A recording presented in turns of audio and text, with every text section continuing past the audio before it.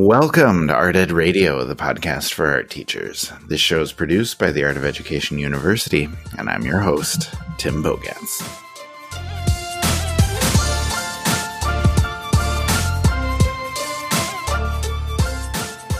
All right, welcome everyone. It is July. It is the first episode of July, which means we are opening up the July mailbag, and with me, as she always is, for every mailbag episode, my partner in crime, Amanda Hine. How are you? Hello, I'm great. I was just thinking maybe we need a new sound effect. When you say opening the mailbag, like I want to like rustle something, like opening the mailbag. What do you think? I think it's a terrible idea.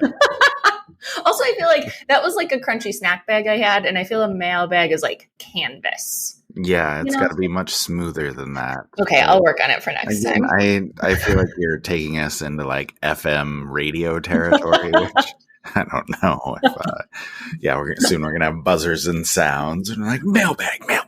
Yeah. Ooh, I like that. Don't tempt me. These are all terrible ideas. But anyway, we always like to start off with story time. Mm-hmm. So I guess my story that I want to share, if you don't mind me going first. Yes, please. I was just up in Minneapolis over the weekend, and not by my choice, but we did go to the Mall of America. Okay. And while we were there, I'm not sure if you're familiar with this, I saw a water skiing squirrel. And tell me more. We just came in on like the third or fourth floor, and there's this huge crowd in the atrium, like way down on the first floor. I was like, what is happening here?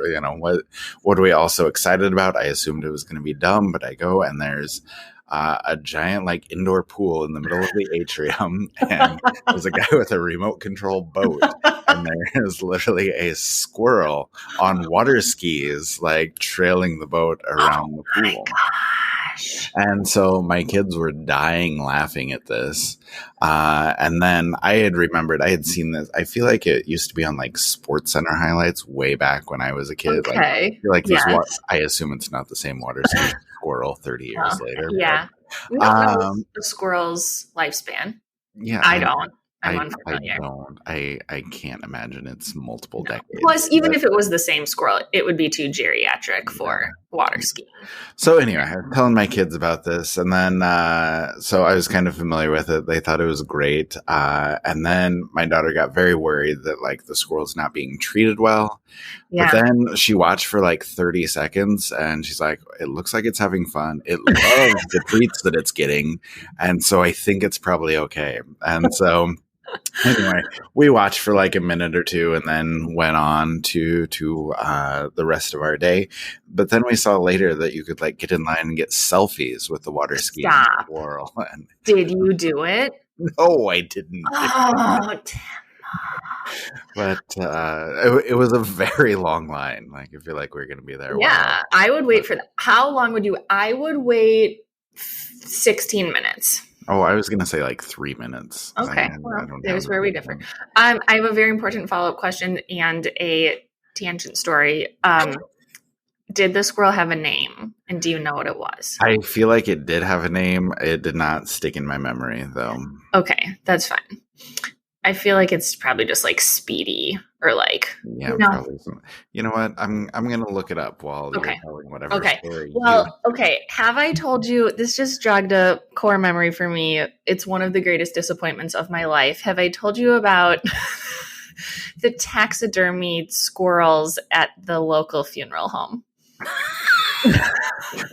No, I definitely would have remembered this story. No, you have not told me. But okay. Now I need to know. Okay. So when I was in college, I was a nanny. I had a family who loved animals.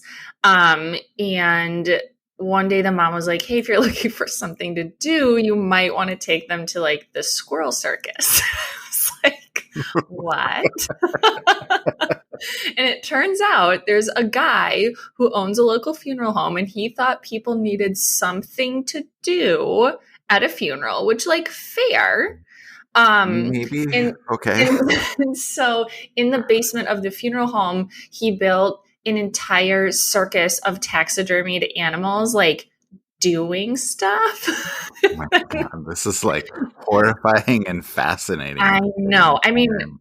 I may be outing myself as the biggest weirdo, but like this would be a dream of mine to see it. So we ended up like not going that summer. I don't know, we got into other things and then it closed. So I never got to see it. But there apparently are pictures online. Maybe I'll see if we can put one on Okay. Instagram or something in a Okay. story.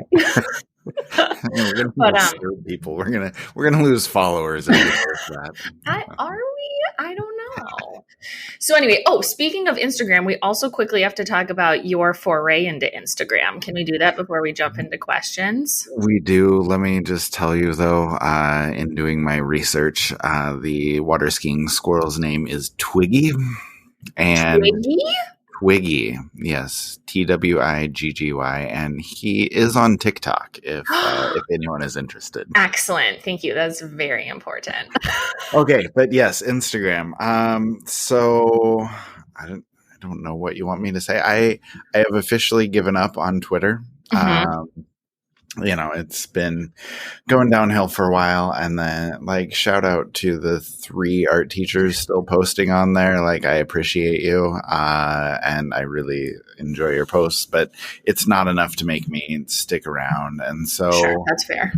yeah, so I'm all done on Twitter, which means I've had to jump over to Instagram. I have an account. I have not posted anything yet. I'm just trying to get used to just the visual onslaught of just images and I think you have to be videos. careful here because I was like, it's like full of rainbows and happy things. And you were like, that's my worst nightmare. Yeah, basically. So I feel like I need to desensitize myself just by going on a little bit at a time, and I'll get used to it eventually. But I don't know, like, do you have advice for me? Like, how should I begin to navigate the world of Instagram? Okay, I like this question a lot because I too, like I've always had a personal Instagram and art teachers would try to follow me there, which was great and lovely, but it's just like pictures of my kids and I keep it pretty locked down. So I actually recently started a public Instagram a couple of months ago and it's been so fun.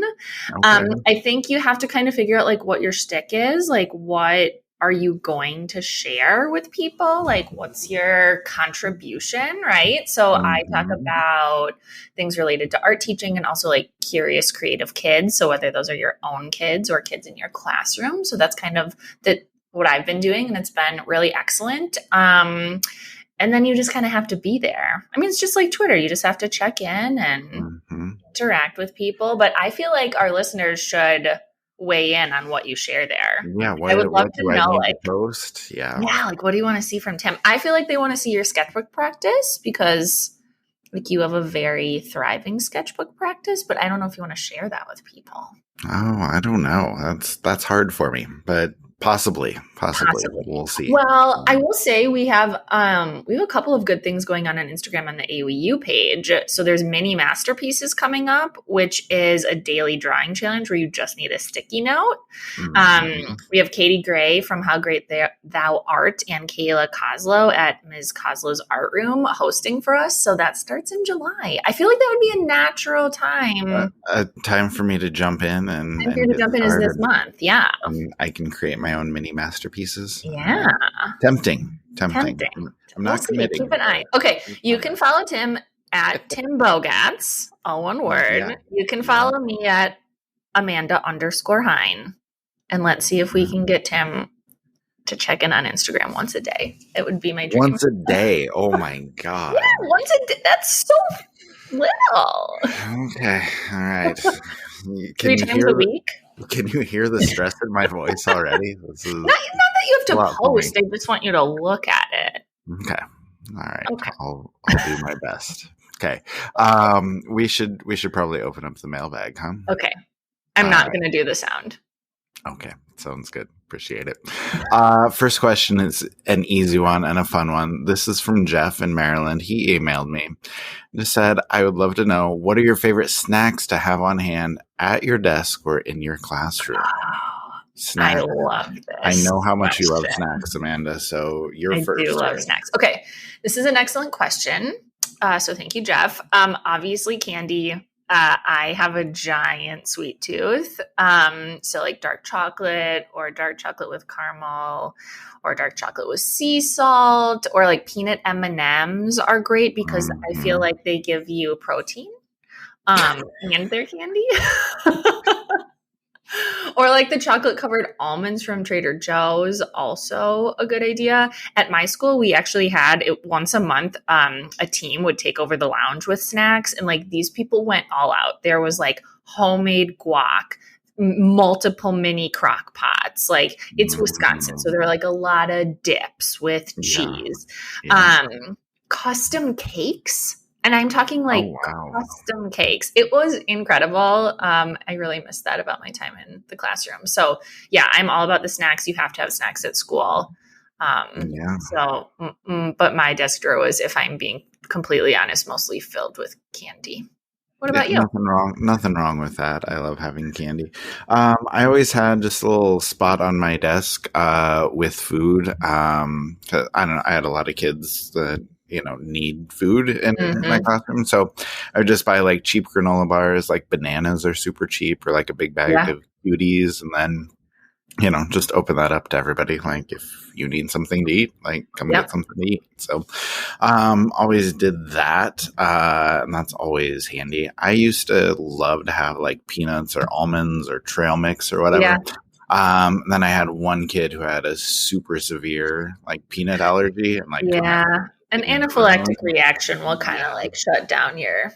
Yeah, so they I don't know, they made me like before the year, they're like, "Oh, this kid's coming in." And I was like, "Oh god, I always have stuff." And so they had to do like this deep clean of my room Oh, and everything, and they're interesting. like, "Do not bring anything in." I was like, "Okay." Okay. So that brought an end to that. So none of those. So I just sort of transferred to just anything I can just sort of sit there and just eat a bunch of, one at a Yeah. time. Like I love pretzels. I love goldfish crackers, Solid anything like choice. that. Can we go And on a short tangent? Are you yeah. talking like classic pretzel, parmesan? What, what is flavor Oh, blasted? Flavor Blasted is too much for me. I Oh, usually go with the classic. I like the Parmesan. They're good. I'm not super picky. I'll eat about okay. whatever.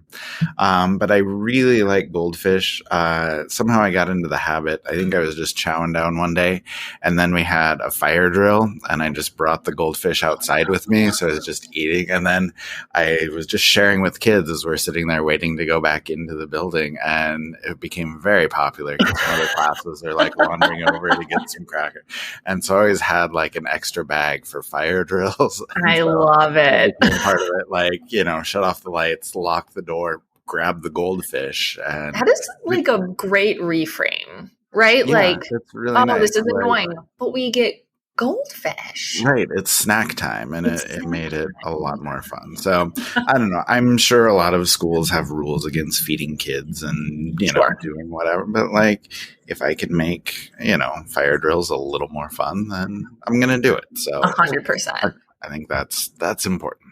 All right. Next up, we have. I know you're excited about this, Amanda. Uh-huh. Our first voicemail question.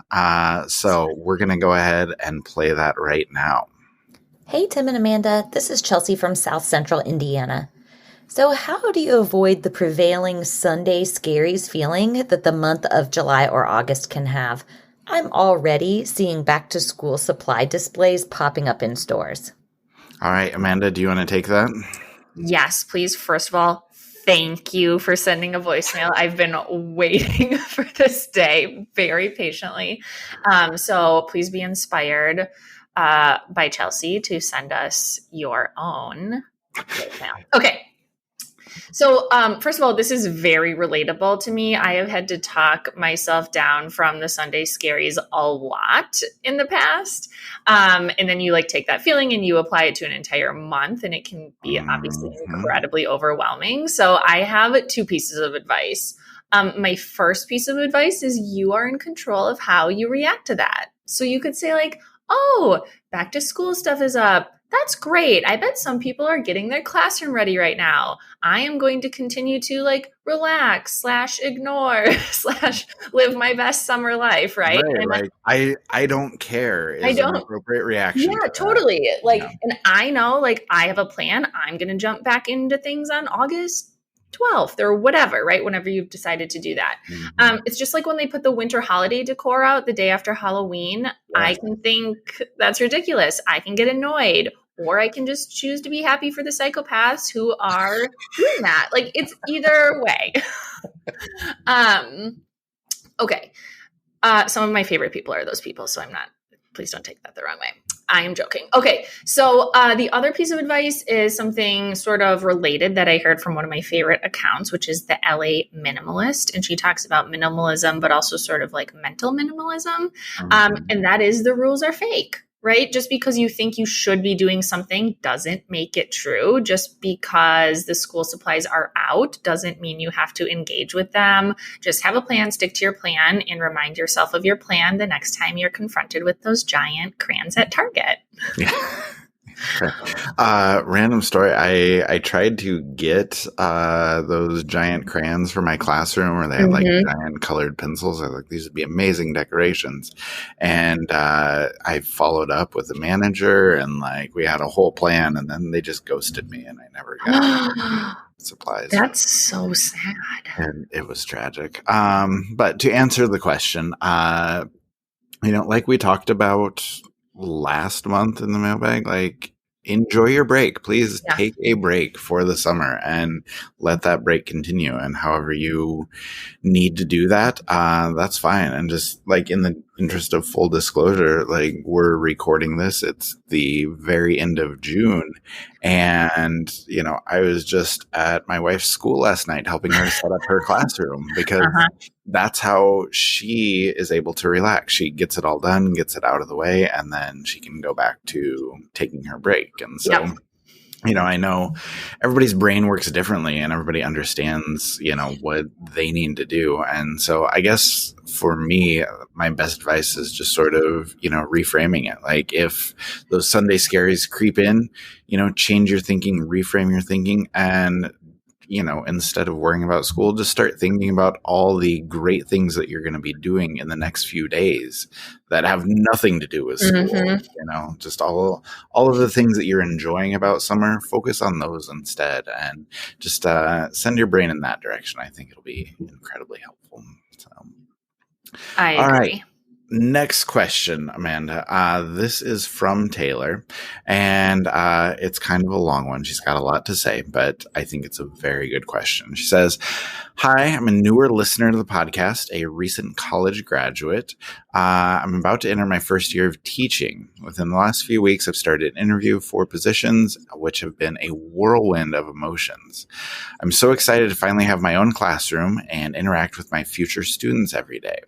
Going into my interviews, I felt really confident and proud of all my accomplishments. I felt eager to start my first year of teaching." These are all great feelings. I love this. Yes. And then she says, "However, once the offer letters started coming in," and that's plural, so good job, Taylor, that you have multiple offers. Incredible. Said I began to feel overwhelmed and began to question if I really was ready to hold my own classroom. The idea of building an entire curriculum from practically nothing weighs on me and overcomes the excitement I held just days ago.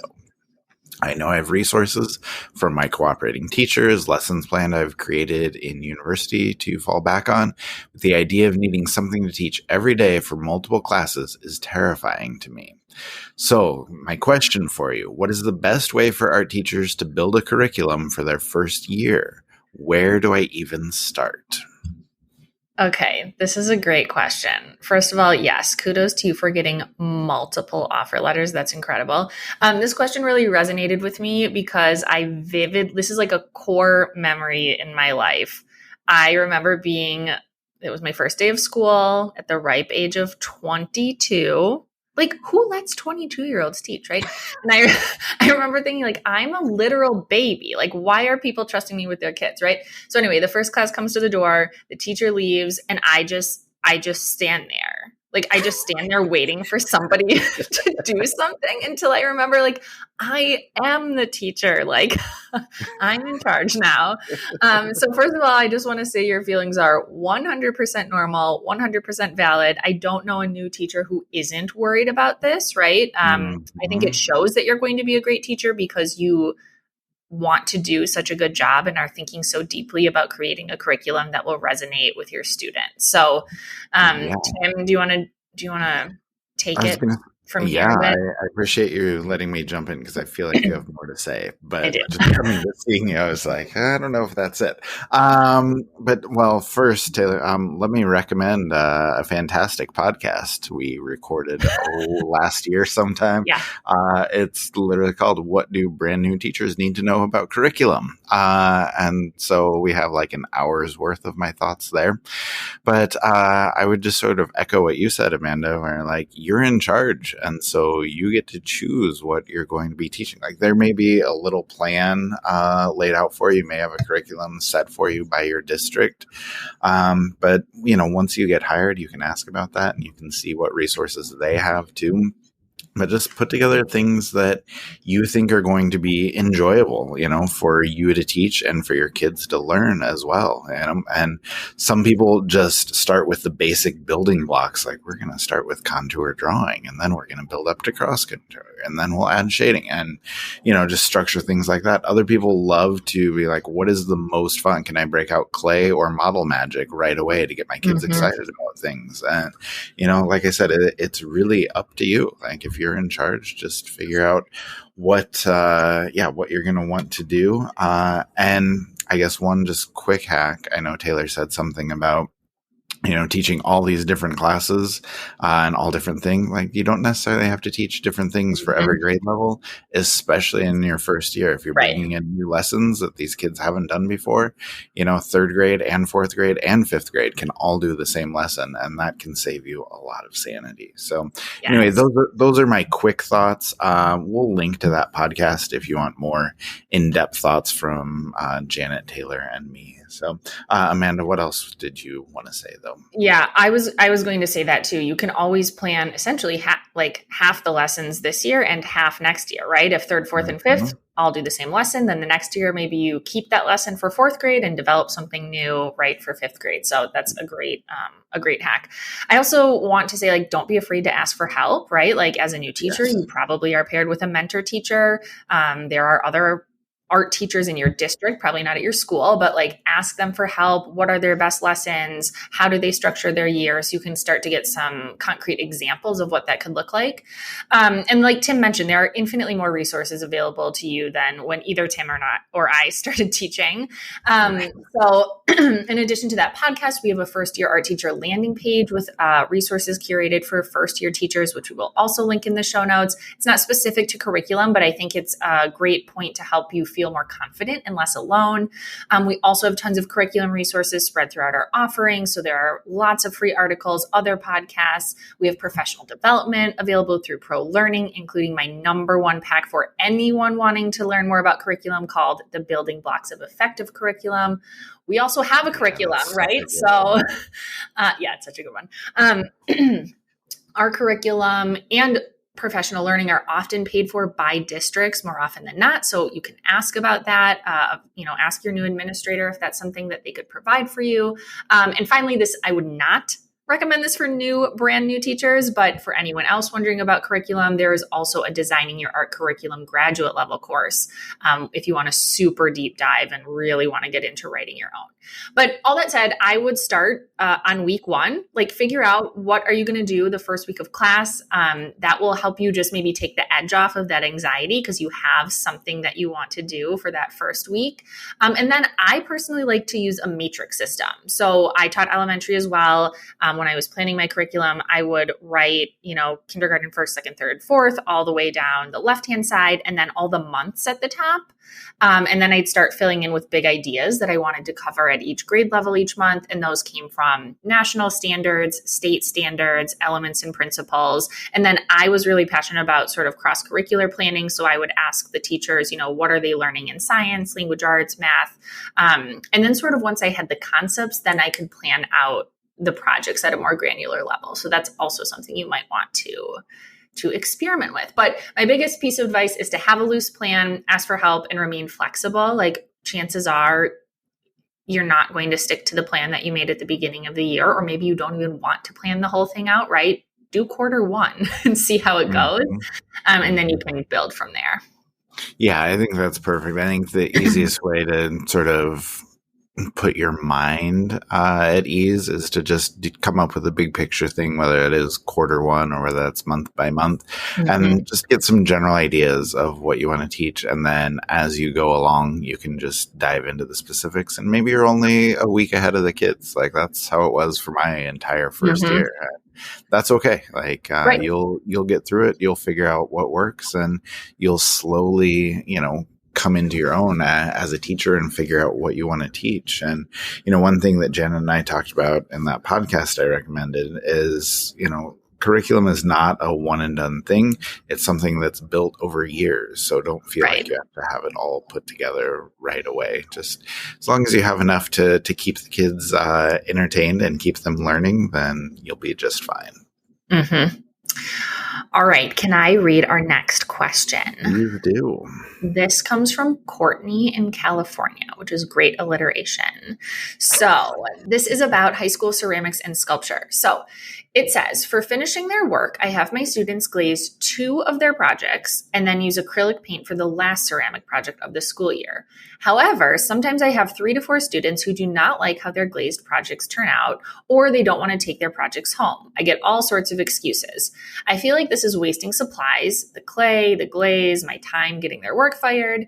Unfortunately, I don't have the budget or time to allow students to experiment with glaze. My question is, if students had the option of not glazing, how would I hold them accountable in other ways? If they don't glaze their artwork, they would be exempt from the grade for glazing.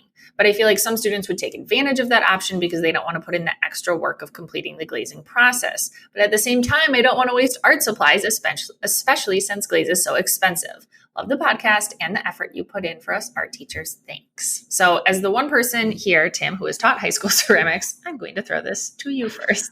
Okay, sounds good. Let me just say, Courtney, I feel where you're coming from. I feel like every ceramics teacher has run into this issue.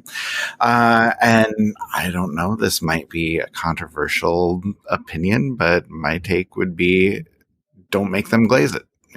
Don't make them glaze everything.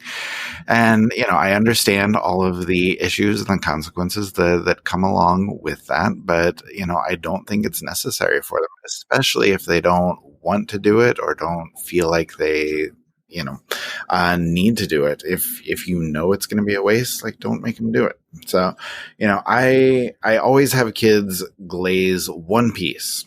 To show that they know how, to give them the experience of glazing. And yeah, like I said, just when it comes to assessment, you can say, yes, they know how to glaze a piece. But if they don't want to finish it or don't want to glaze a piece, they know they're not going to take it home. Why are they making them do that? Why would you make them if you know it's going to be a waste? And so I think that's probably good for teachers to ask themselves that. And to kind of speak to the idea of, how do you hold them accountable in other ways? I think it's good to just talk to the kids.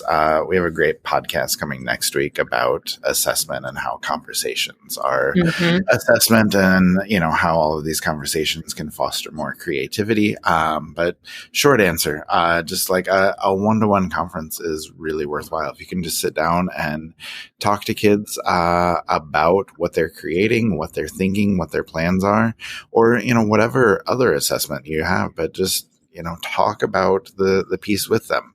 And, at that point, kids can tell you what they would have done, if they were to see it through to the end.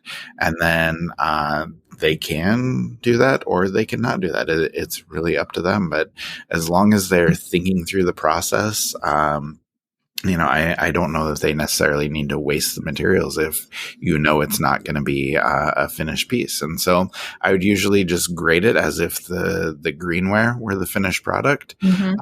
And then they can toss the piece in the recycle bucket and we move on. It saves materials, it saves time and effort, and saves a lot of money, which are all of the issues that Courtney are talking about there. So anyway, I would love to hear from other ceramics teachers on how to answer this. I don't know if I'm in the minority with this opinion, but I think it's okay. Like, as long as kids have shown you at some point along the way that they know how and they have the experience with this, they don't have to do every piece.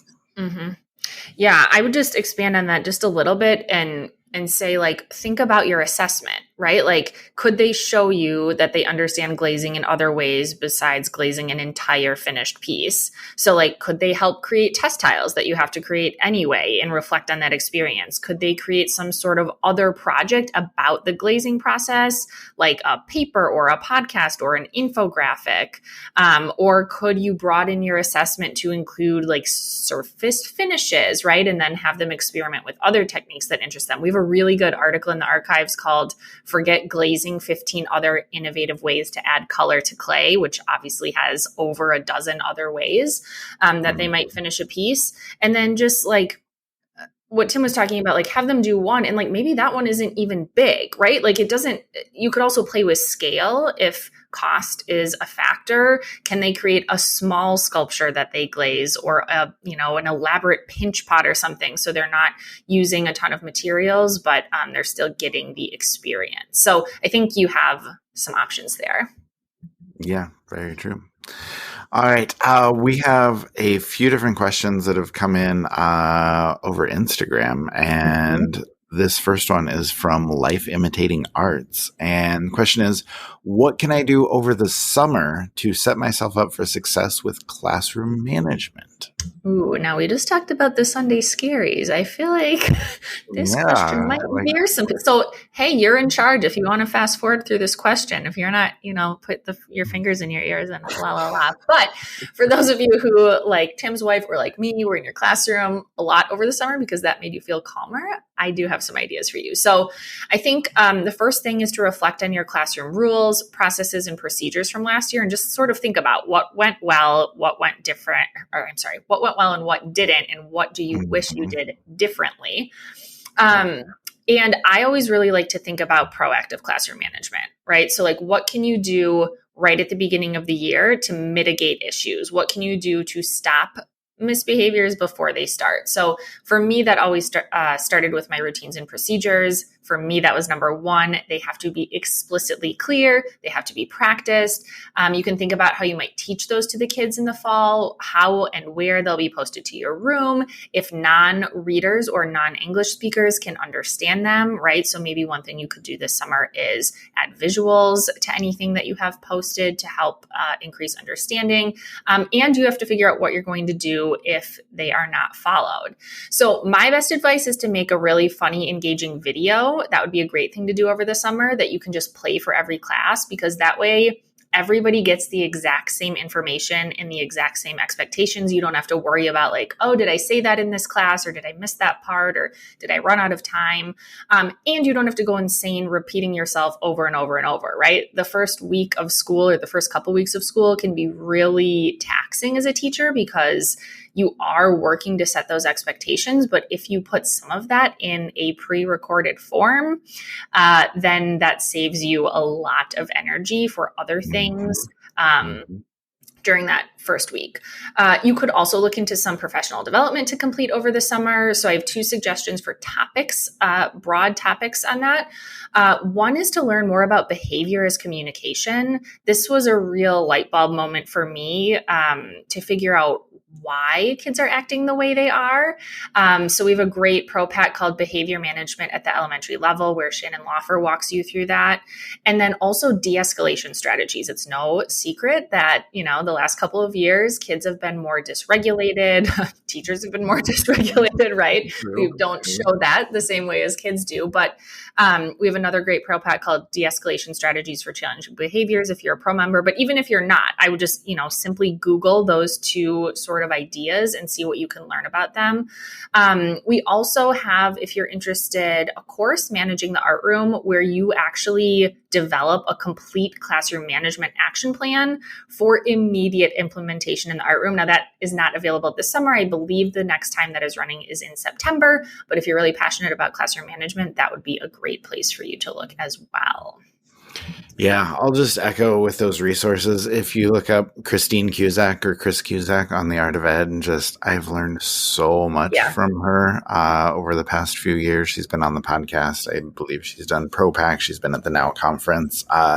So if you can find her, just learning everything that she has to say, I think is really good, both for preventative measures, but also how to react to misbehaviors.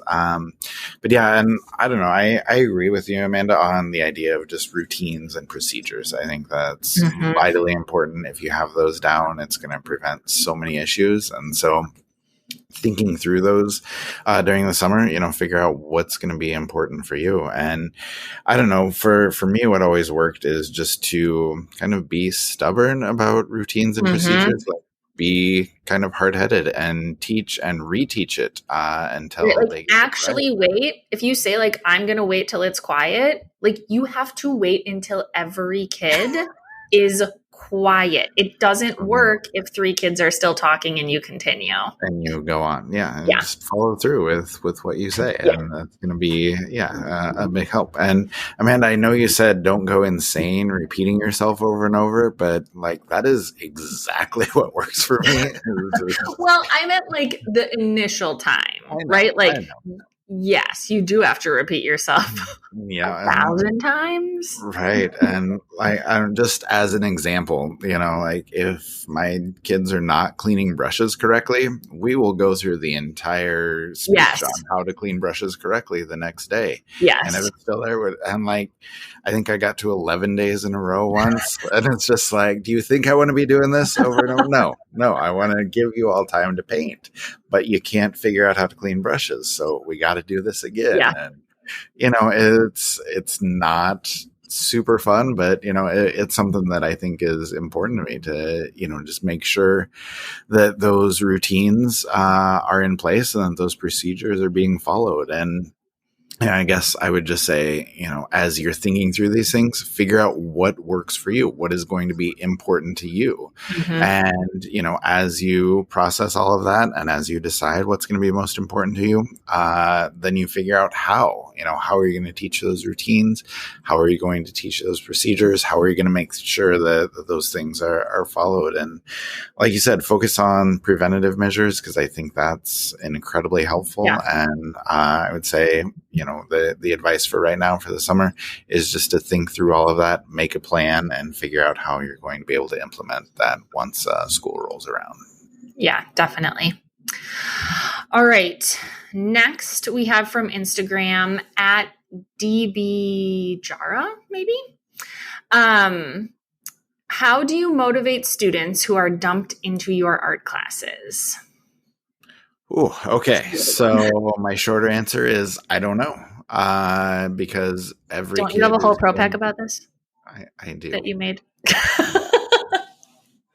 Short answer is I don't know. The longer answer is every kid is different. And that's why we don't know, because you're not sure what your kids are interested in. And so my suggestion is just to try everything. I mean, hopefully that's something you're doing in your art room anyway, but try drawing, try painting, try printmaking, try working with ceramics, try creating a sculpture, try some digital art, whatever the case may be. Just give them experience in everything. And then if you find something that those kids are interested in, let them do more of it. If you're having trouble getting them engaged or getting them involved, just try and figure out what they're interested in, what they enjoy doing, and put those things together. If you can tap into their interests and tap into a method of creating art that they really enjoy, that's going to work well. And there's a lot of trial and error involved. It might take you a long time to figure out, what's going to motivate those kids, what's going to get them engaged with what you're doing in class, but just keep trying until you find something that works. Yeah, that's good advice. I would also say like get to know them, right? Like show interest in what they're interested in. Let them do the Minecraft project, right? Like Yeah. let them do anime. Let them do things that you might not want to let them do. Like, but find where they're excited and then really follow that. I'll also add sometimes something works once and never again. Right. Like sometimes you're like, I found it. Then the next day, nope, that's a non-starter. So you have to go back to the drawing board. Sometimes you do hit on that gem that works for a bit, but then you need to tweak it. I taught elementary. So in essentially all the kids were dumped into my art classes. Right. So I really found finding supportive partners at school was really important. So think about your team. Who else can you call on for support and strategizing? Maybe that's a school counselor. Maybe that's a former teacher that the student had good rapport with. Maybe that's a sports coach. Like, I feel like often kids who are unmotivated at least have one person at school who they feel like really gets them, right? It's like their safe space. They're always in their room in the morning or whatever.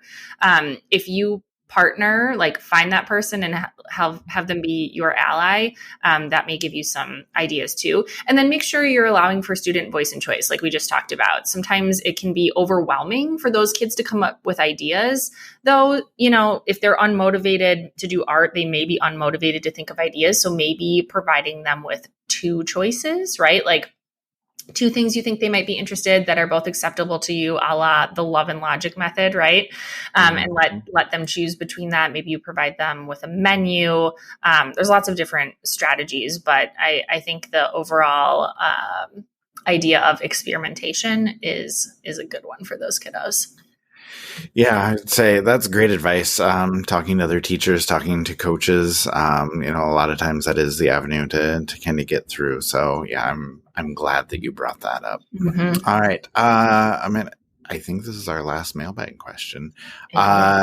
This is from Daniel APEJIC on Instagram. Question, or maybe it's Daniela. Like Daniela, it could be. I'm a little slow. Sorry, Daniela. The question is, what's the best way to give out paint to elementary students when they are all using different colors?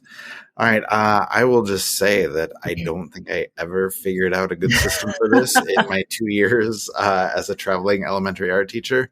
So, Amanda, I'm hoping you have a good I have ideas. I hacked this. Yes.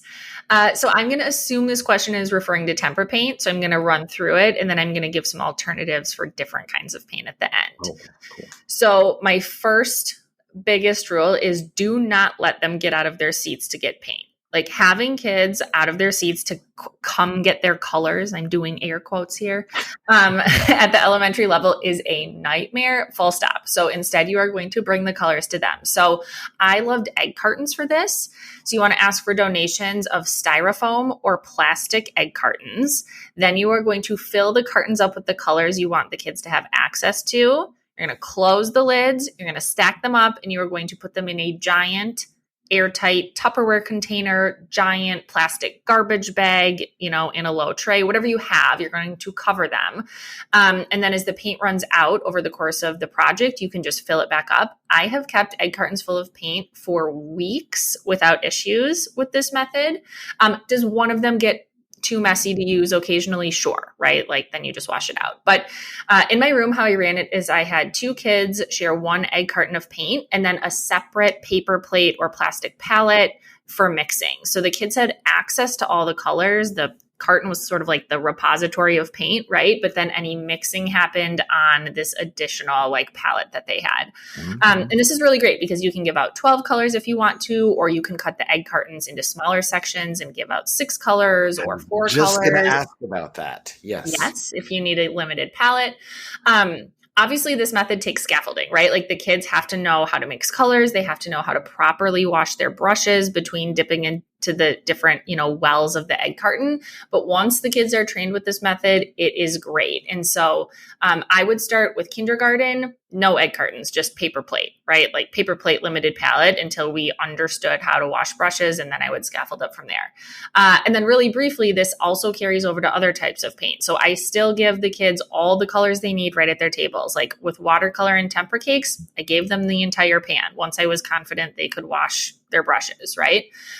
With liquid tempera, I would use condiment containers set into muffin tins and then put the little plastic caps on top of the condiment containers in between classes. But that method, at least for me and my kiddos, worked really, really well. So that is something you could try.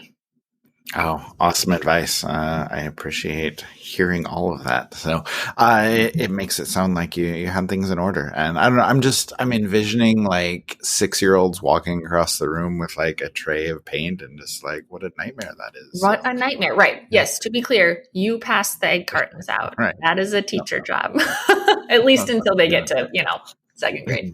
Yeah. No, I think just stay in your seats in all caps is like the way to approach that. 100%. So. All right. Anyway, Amanda, let's go ahead and wrap it up there. Thank you for joining me and answering all of these. It's been an awesome conversation, and we should do it again next month. Let's do it again next month. Send us your questions. So many notes. Okay, so many things to link in the show notes. I will link in the podcast I recommended on curriculum. We'll link the myriad of resources that Amanda recommended and anything else that I think might be helpful. Hey, but thank you to everyone again for the awesome questions. Keep them coming, and we'll plan on a back-to-school mailbag episode in August. So we obviously can't answer everything that we get in, but we're doing our best. So send in your questions, topics, ideas, or anything else to me at timothybogatz@theartofeducation.edu. Or if you want to be cool and leave a voicemail like Chelsea did, you can call us at 515-209-2595. Okay, that will be it for us. Like I said, thank you from both Amanda and me for being a part of these episodes with us.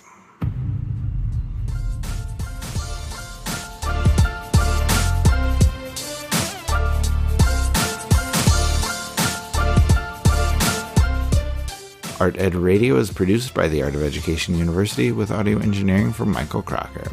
Thank you for listening. I will be back next week with Katie White talking about assessment and creativity, and Amanda will be back next month as we open up the August mailbag. We'll talk to you then.